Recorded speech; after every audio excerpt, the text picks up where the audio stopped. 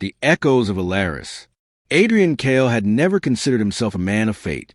He believed in logic in plans, in the slow and steady accumulation of meaning through action. But everything changed the moment he received a letter. It arrived on a rainy Tuesday, concealed in an envelope that looked older than time itself. The paper was thick like parchment and bore a wax seal, deep crimson, marked with the crest of a bird he could not identify.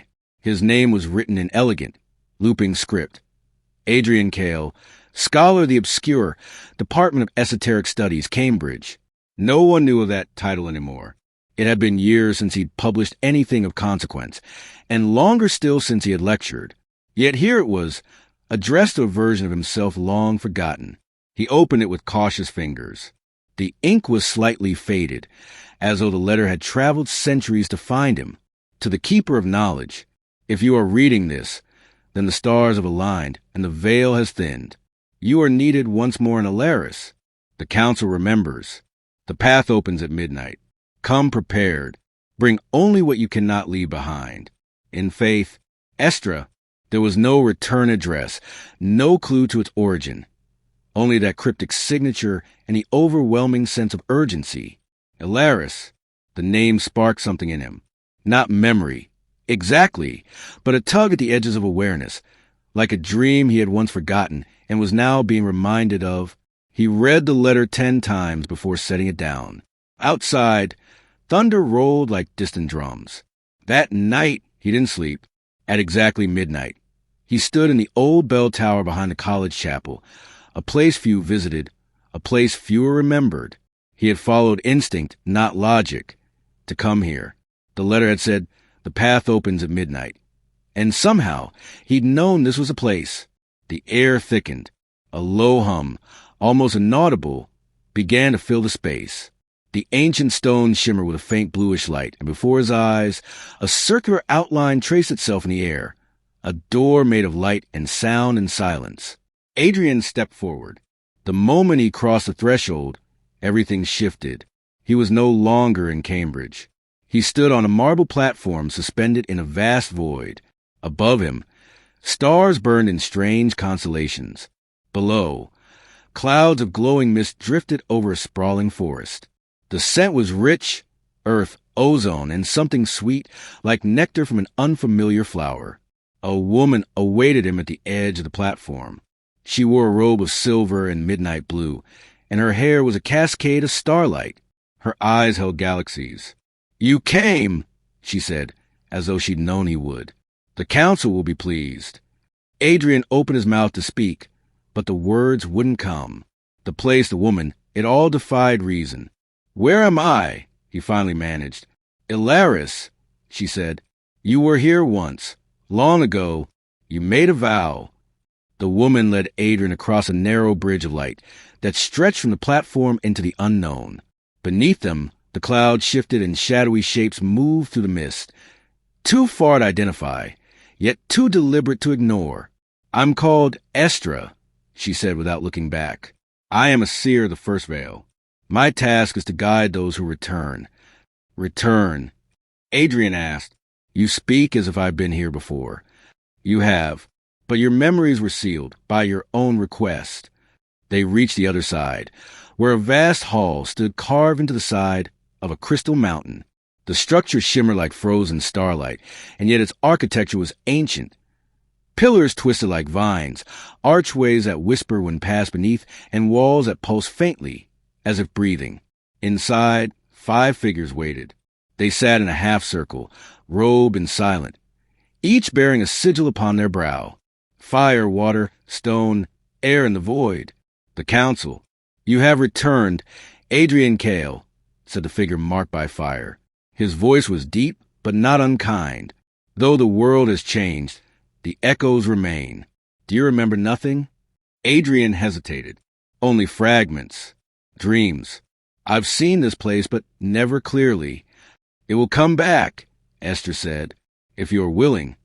The one marked by the void, tall, pale, with eyes of ink, spoke next. "We are nearing a fracture. The veil grows thin. Alaris needs a keeper." Adrian frowned. "You call me that. Keeper what?" "The Codex of Origins," said the water figure. You bound it once with your soul. You alone can read it. You alone can unseal it again. But why now? Adrian asked, exasperated. I'm a scholar, not a savior. I left that world behind, if it ever truly existed. The air figure smiled. You cannot leave behind what is part of your essence. Esther stepped forward, placing a small crystal sphere into his hands. Within it danced a tiny star. When the time comes, she said softly, this will show you the truth. But first, you must reclaim your memories. Adrian's grip tightened around the sphere. The weight of destiny pressed on him like a mountain. Then tell me where to begin, he said. Esther guided Adrian through a corridor lined with mirrors, each one framed in obsidian and etched with unfamiliar runes. The air shimmered with latent energy, and his footsteps echoed unnaturally, as though reality itself hesitated with each step he took. These are the mirrors of memory, Esther explained. Fragments of your former self lie within. You must face them one by one to reclaim the truth. Adrian paused before the first mirror. It showed him, not as he was now, but younger, worn leather gloves, a cloak of deep green, and a blade at his side. His expression was fierce, determined. In the reflection, he stood before a great tree whose roots glowed with golden light. The image shifted. He watched his younger self press his hand to the tree. A surge of energy, like a heartbeat, shook the mirror, and a voice echoed faintly. I bind the codex. Let it sleep beneath the roots of Ellerin until the keeper returns. Adrian stepped back, stunned. I did this, he asked. I sealed a book? Esther nodded. Not a book. The book. The Codex of Origins holds the first knowledge, how Alaris was made, how the veil was woven, and how it might unravel. Adrian turned to the second mirror. This one was different. The glass was fractured, and the reflection was a storm of images. Battlefields strewn with broken banners, skies ablaze with violet fire, and a shadow with a crown of thorns. Adrian staggered. That thing. I've seen it. In dreams. It has a name, Esther said quietly. Veilthar, the unraveling king. He seeks to destroy the veil and remake the world in his own image. Adrian looked at his own reflection, older, uncertain, but still standing. And I stood against him once. You did, Esther replied. But the cost was high. You asked to forget, to live in your world until Alaris needed you again. Adrian faced the third mirror. This time, he saw a library so vast it seemed to have no end. Floating books, shifting staircases, sentient lights. At the heart of it, a stone pedestal with a single tome glowing softly, sealed shut by 5 invisible locks. The Codex, and next to it, a version of himself holding a key made of stars. I remember this place, he whispered, but I don't know how. You built it, said Estra, voice full of awe. The Library of Halithar. You are its founder and its last remaining guardian. Adrian's heart pounded. Why me? Why not one of you? Why bring me back at all? Because, said Estra, placing a hand gently on his arm, Alaris is not only your past, it is your destiny. And we're out of time. Outside, thunder cracked. The mirrors darkened. A storm was coming, not of rain or wind, but of unraveling worlds. And Adrian Kale had just begun to remember why he had once chosen to forget. At dawn, Adrian departed the council's chambers with Esther's blessing and a single instruction. Go to the forest of Muriel. There the sentinel waits. Wrapped in a traveler's cloak and armed with a crystal sphere and a strange compass that spun even in still air, Adrian descended the winding crystal path into the wilds of Alaris. With each step, the world seemed more alive, more ancient than he had imagined. Trees sang in low murmurs. Winds carried distant melodies. The sky above held 2 suns and a crescent moon that never moved. By midday, the forest rose before him. Tall silver trees with bark like glass and leaves that shimmered between green and gold. As soon as he crossed the first route, the air thickened. Sounds changed. Time stretched. It felt like being watched. He followed the compass, though it spun erratically. The path twisted beneath his feet, never quite staying the same. Then, without warning, he found himself in a clearing, a pool of light in a world of shadows. At the center stood a woman. She wore a breastplate of living vines and held a long staff that pulsed with light. Her eyes were violet, sharp and piercing. A bird circled overhead, feathers of flame trailing smoke. "You're late," she said. Adrian blinked. "Do I know you?" "You did. Once." She lowered the staff. "I am Lectura, sentinel of the verdant circle. I served you when you were keeper." Adrian hesitated. "You remember me?" She smiled. "Unlike you, I didn't get the luxury of forgetting." There was no bitterness in her voice, only fact. He stepped forward. "Then you know why I'm here." "I know why Alara summoned you," she replied. "But whether you are ready is another matter." She reached into her satchel and pulled out a fragment of bark etched with glowing runes. "This came from the tree of memory. It bears your name, and it's dying." Adrian touched the fragment, and visions overwhelmed him. He saw himself standing atop a burning tower, casting a final spell as shadows surged below. Lectura stood beside him, blood on her cheek, refusing to retreat. He staggered back. "That was real," he said breathlessly. Lectura nodded. "And there's more. Veilthar has awakened. His agents are already moving across Alaris." "Then we have to reach the Codex," Adrian said, regaining control of his breath. Lecira's expression darkened. "It's not so simple. The Codex was hidden behind 5 veiled doors. You sealed them yourself. And to open each one, we need the keys of remembrance." "Where are they?" She turned toward the deeper woods. "Scattered, guarded, forgotten, but I know where to begin." "And the council?" "They'll remain in their crystal tower until it's too late," she said. Like always, Adrian looked into her eyes. Full of history he didn't remember and trust he didn't yet deserve. "Then lead the way," he said, and together they stepped into the deeper forest, where old magic still breathed and old enemies stirred. The deeper they ventured into the forest of Muriel, the less the laws of nature seemed to apply. Trees swayed without wind. Rivers flowed upward. Time itself bent subtly. Daylight came and went in irregular pulses, and shadows moved with intent. Lectura led them along an ancient root path, her hand brushing the bark of certain trees that pulsed faintly at her touch. Adrian walked behind, lost in a storm of thoughts. The memories from the mirror hall, the vision from the bark, and the trust in Lectura all clashed with his lingering identity as a man of reason. "Where exactly are we going?" he finally asked. "To the Grove of Whispers," she replied without looking back. "The first key lies buried beneath the roots of the eldest tree, but it's guarded." "By what?" "Not what. Who?" They arrived at the grove just as a thick mist began to settle over the forest floor. At the center stood a tree unlike any Adrian had seen before, its bark obsidian black, its leaves blood red. Beneath it, the air vibrated with quiet whispers. "Stay close," Lectura said, raising her staff. As they approached, a figure stepped out from behind the tree. Adrian froze. It was him, a perfect mirror of his younger self. Confident, radiant with arcane energy, eyes sharp and knowing, but his expression was cold, judging. "I am the guardian of the first key," the apparition said.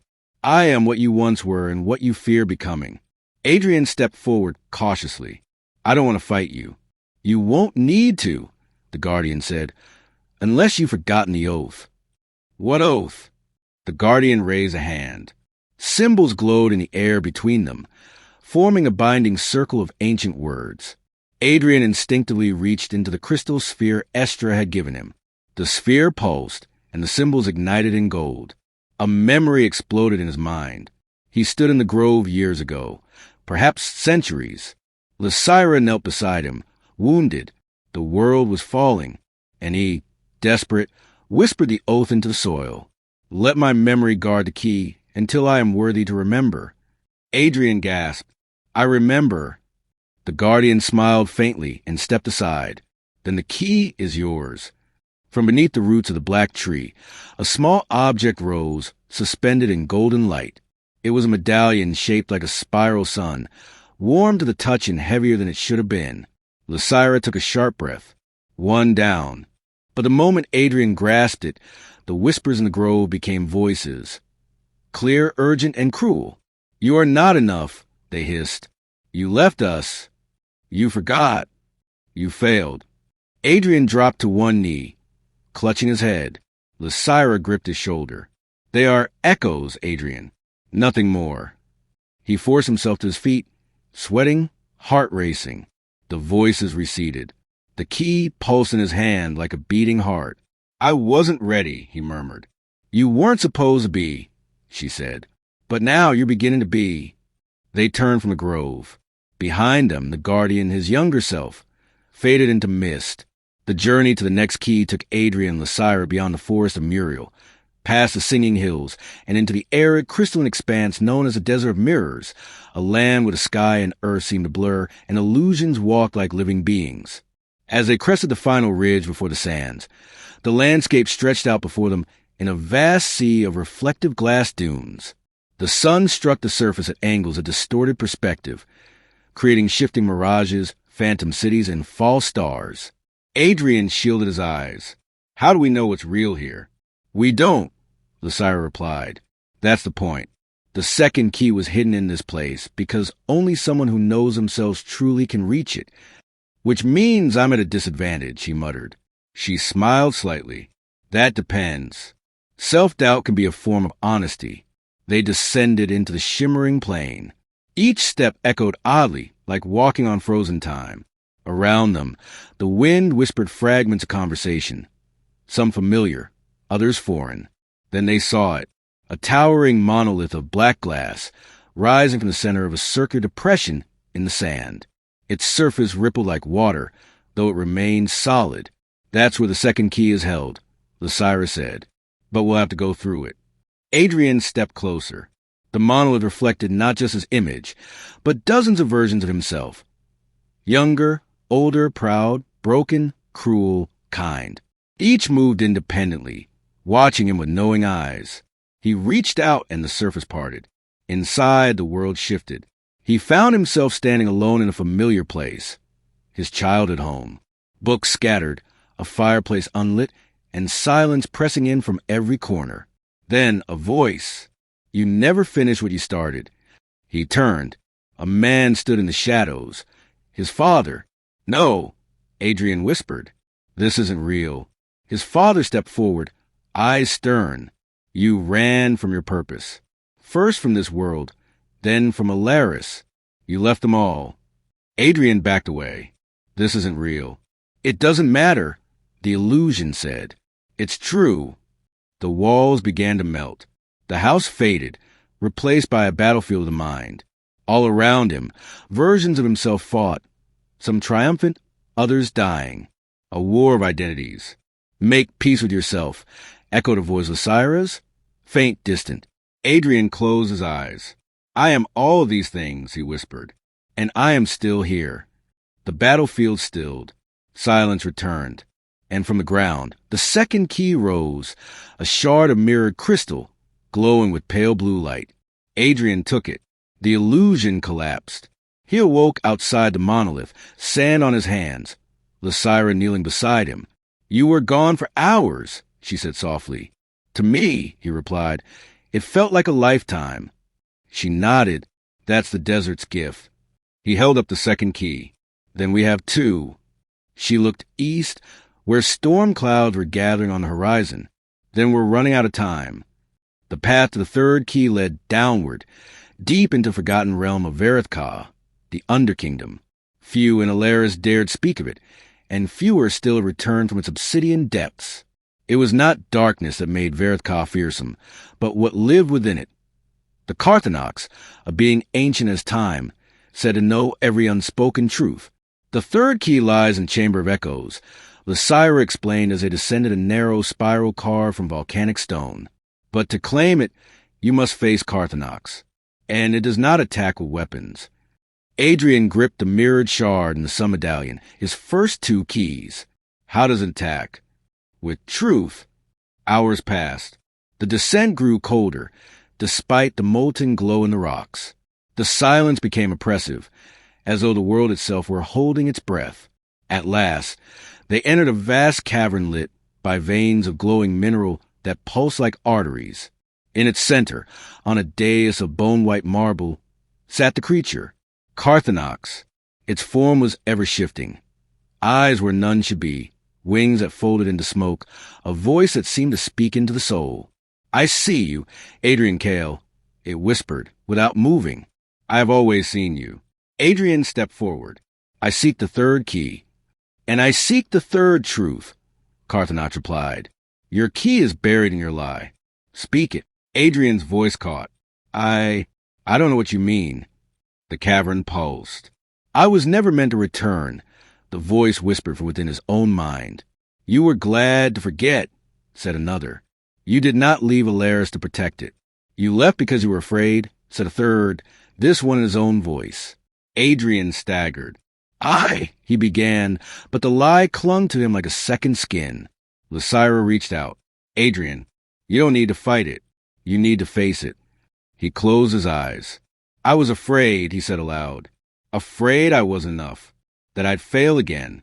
That I'd watch it all fall apart and be powerless to stop it." The words burned. The creature smiled. "Now," Carthonox said gently, "you may claim it." A single feather, black and crystalline, descended from above and landed before Adrian. The third key. When he touched it, the cavern dissolved. They stood again at the threshold of Verith-Ka, blinking against the sudden daylight. The feather remained in his hand, warm now, pulsing with a soft heartbeat. Lectura nodded solemnly. "You passed. Few do." Adrian looked at her. "You face Carthonox?" "I still do," she said. "Every day." Together, they continued their journey, now with 3 keys and fewer illusions. But far above them, hidden in the storm cloud swirling over Alaris, a new shadow moved. The unraveling king had begun to stir. The path to the third key led downward, deep into the forgotten realm of Verith-Ka, the Underkingdom. Few in Alaris dared speak of it, and fewer still had returned from its obsidian depths. It was not darkness that made Verith-Ka fearsome, but what lived within it. The Carthonox, a being ancient as time, said to know every unspoken truth. "The third key lies in Chamber of Echoes," Lectura explained as they descended a narrow spiral carved from volcanic stone. "But to claim it, you must face Carthonox, and it does not attack with weapons." Adrian gripped the mirrored shard in the sun medallion, his first 2 keys. "How does it attack?" "With truth." Hours passed. The descent grew colder, despite the molten glow in the rocks. The silence became oppressive, as though the world itself were holding its breath. At last, they entered a vast cavern lit by veins of glowing mineral that pulsed like arteries. In its center, on a dais of bone-white marble, sat the creature, Carthonox. Its form was ever-shifting. Eyes where none should be, wings that folded into smoke, a voice that seemed to speak into the soul. "I see you, Adrian Kale," it whispered, without moving. "I have always seen you." Adrian stepped forward. "I seek the third key." "And I seek the third truth," Carthonox replied. "Your key is buried in your lie. Speak it." Adrian's voice caught. I don't know what you mean." The cavern pulsed. "I was never meant to return," the voice whispered from within his own mind. "You were glad to forget," said another. "You did not leave Alaris to protect it." "You left because you were afraid," said a third, this one in his own voice. Adrian staggered. He began, but the lie clung to him like a second skin. Lectura reached out. "Adrian, you don't need to fight it. You need to face it." He closed his eyes. "I was afraid," he said aloud. "Afraid I wasn't enough. That I'd fail again. That I'd watch it all fall apart and be powerless to stop it." The words burned. The creature smiled. "Now," Carthonox said gently, "you may claim it." A single feather, black and crystalline, descended from above and landed before Adrian. The third key. When he touched it, the cavern dissolved. They stood again at the threshold of Verith-Ka, blinking against the sudden daylight. The feather remained in his hand, warm now, pulsing with a soft heartbeat. Lectura nodded solemnly. "You passed. Few do." Adrian looked at her. "You face Carthonox?" "I still do," she said. "Every day."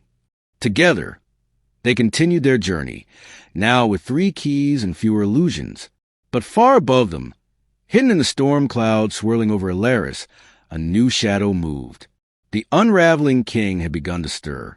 The 4th and final key lay in Illyrian, a city suspended in the sky, floating far above the clouds, anchored by invisible threads of light and ancient odes. Once a beacon of wisdom and balance, it had since become a place of isolation. Its people had turned inward, guarding the remnants of divine knowledge without remembering why. Adrian and Lectura reached Illyrian aboard a vessel of woven air and light granted by Estra, who had appeared in a vision as they left Vareth Ka. "You have come far," she had said, "but the last key is bound to faith, and faith is no longer welcome in the city above."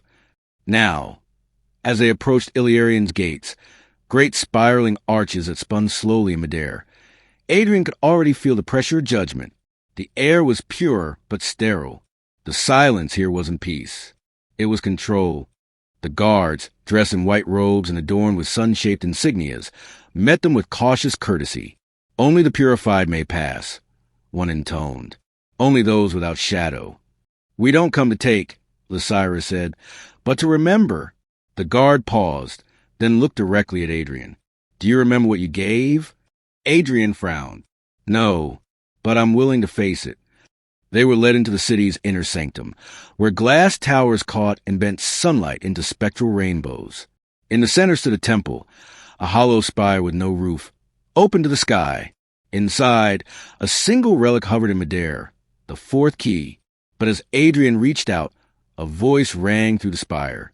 "You swore never to return." The figure that stepped forward wore robes like the others, but bore a mark on her chest, a broken sun. Her hair was streaked with starlight. Her eyes were full of rage. Adrian froze. "I know you. You once called me sister," she spat, "and then abandoned us. Abandoned me." He staggered back as memory crashed over him. Her name was Kayla, a fellow keeper, his equal, his friend, his blood. "I thought you were lost," he whispered. "I was," she said, "because you chose to save knowledge, not people." Lectura stepped between them. "He's not the man who left." Kayla's gaze shifted. "That's the problem. He still doesn't know who he is."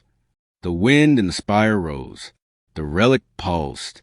All around them, the city trembled. Adrian stepped forward. "Kayla, I made mistakes. I was afraid. But I remembered. Not just the glory, not just the pain, everything. And I didn't come here to claim power. I came to fix what I broke." For a long moment, she was silent. Then she stepped aside. The 4th key floated to Adrian's hand. It was warm, but weightless, a golden thread coiled in the shape of infinity. The moment he grasped it, the keys ignited. The 4 relics lifted into the air, orbiting him like stars. From the sphere Estra had given him, a soft light emerged, and a vision appeared. The tree of memory, the veil, and at its heart, the codex of origins. The keys spun faster, forming a single beam of light that opened a rift in the sky. Through it, Adrian saw the library of Halathar, untouched by time, waiting, and Vaelthar, crowned in shadow, rising to meet it. Adrian turned to Lectura, to Kayla, to Estra's fading form in the light. "Can we stop him?" Estra's voice echoed like wind through leaves. "You can rewrite him." Adrian understood.